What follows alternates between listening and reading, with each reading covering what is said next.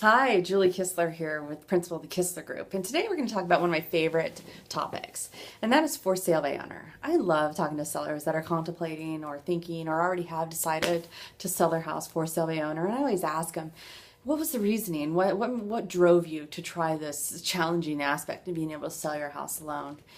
And they always give me the top three reasons, always. First reason, of course, is commission. I want to save some money. I don't want to pay commission to a listing agent. I think I can do just as well, better job than they did. Okay, that's valid reason. Another reason is it's seller's market. I got agents all the time, Julie, that have been knocking on my doors telling me they have buyers that are willing to buy my house. So it should be fairly easy. I should be able to put a sign out at my front door and I should be able to get offers immediately. Okay?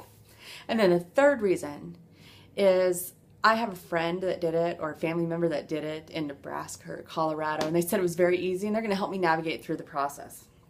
And I'm like, okay, those are all really, really valid and good reasons. And so then we sit down and we talk about it and we think about, well, okay, let's talk about the three reasons that were brought up. First reason why I want to represent myself or pro se in court, as what they would say, is commissions. Well, commissions is always a negotiable term. And you should look at your selling your house as not only a reason to be able to save some money, but you could possibly be leaving some money on the table as well by not using a professionally licensed listing agent. But we'll get to that, why that is. But also, wholeheartedly, commissions is always a negotiable term.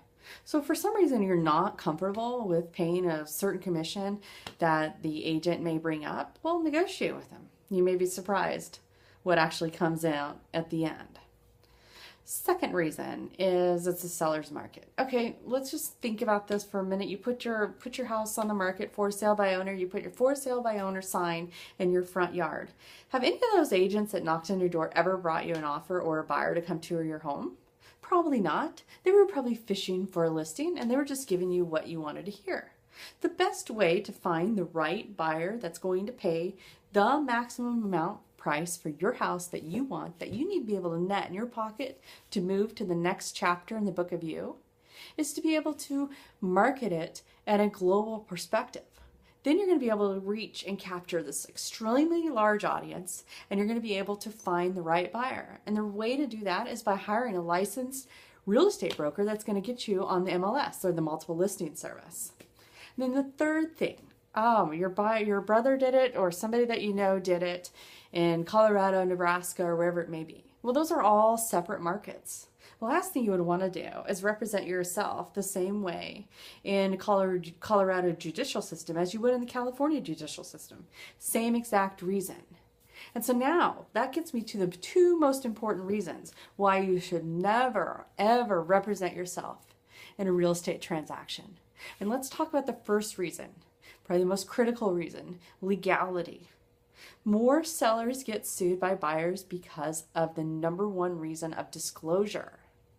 Disclose, disclose, disclose. Are you giving that buyer everything they need, all of the disclosures, all the information they need to be able to make a good decision to buy that house? There are a lot of lawsuits out there after a sale is made where a buyer will come back and say, the seller never told me about this. They never told me about that.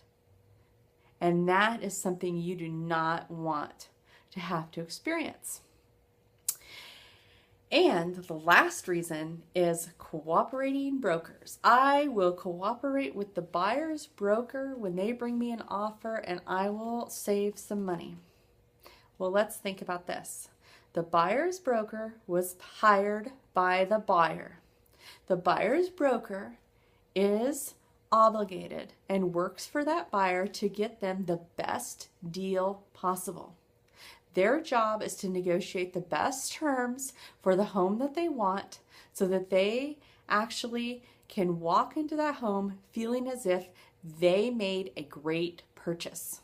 Their job is to represent that buyer and ultimately the best interests of that buyer. They're not there for you, and they're not there to bring you the top offer. But with the licensed professional listing agent, they're there to protect you and help you find that maximum offer so that you can both win. Thank you.